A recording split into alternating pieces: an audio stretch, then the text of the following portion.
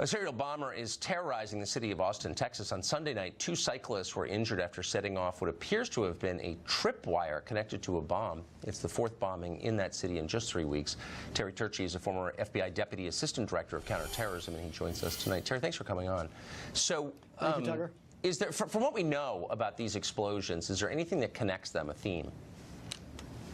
Well, I don't think we know of a theme that connects them. Right now, the best information, Tucker, we're going to have is the forensics aspect of them. That's what's going to help us, at least in these initial days, to try to put all of this together, because the people at the lab, ATF lab, the police lab, the FBI's lab, are going to be able to look at every little aspect of crime debris, of things found at crime scenes, and everything from switches in bombs to the explosive main charges to the way the containment vessels were designed.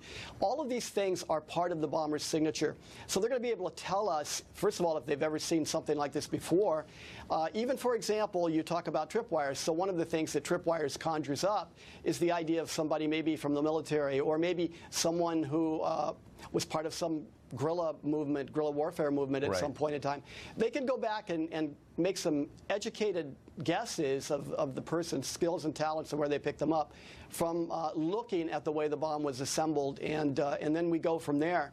But you just can't underestimate, particularly now that we've only had, and I say only, it's very sad and tragic, but that's not a lot of bombings to be able to tell a lot yet, although the lab can tell a great deal from the forensics. Huh. So there was early speculation, reckless speculation by the press that these were racially motivated, which obviously would be the last thing this country needs. Now it looks like the victims were black, white, Hispanic, so there's no obvious racial pattern here. Again, thank heaven. But can you think, are there other motives that come immediately to mind? Well, I'm glad you asked that, because here's what I learned from Unabomb and from the Olympic bombing, Tucker. Even in leading the task forces there, we tried to stay away from motive. Now, motive is important if you may have a name, but when you're trying to get on the trail to identify a subject, you can absolutely find yourself definitely in the swamp. And think back, just a couple of examples.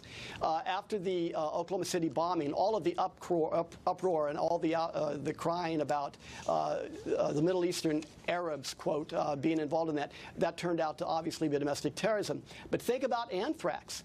In the aftermath of the 9/11 attacks and then the anthrax attacks, which were just literally weeks later, there was this tremendous push to literally blame that on Saddam Hussein and Iraq. And in fact, I can tell you straight out that the FBI at that point in time was involved in confrontations with the Department of Justice to slow that thinking down. I remember. Because even then early on, even then I early remember on, Bill Kristol getting out there and saying, yeah, we think that Saddam did this as a pretext for a war in Iraq. It was, of course, all lying and propaganda as usual.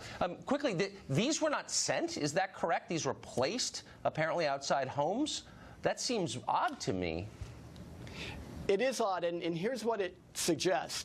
When you go into a residential neighborhood and you walk up on somebody's porch and you place a package, or you go out to another residential neighborhood and you take the time that's required to place and then set and prepare a tripwire bomb to go off, you're really probably familiar, or at least at the very least feel very comfortable in that kind of surrounding. I'll give you a quick example.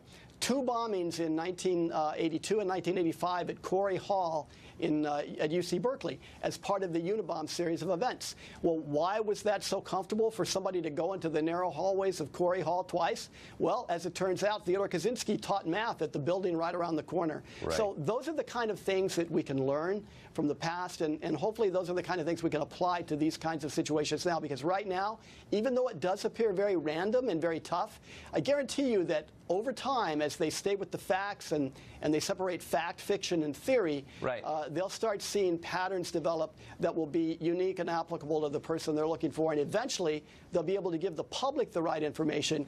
And as we know from the history of working together, law enforcement, the media, and the public, all of these things can be brought together and solved. Well, that's what happened with you, of course. Terry, thank you very much. Good to see you tonight.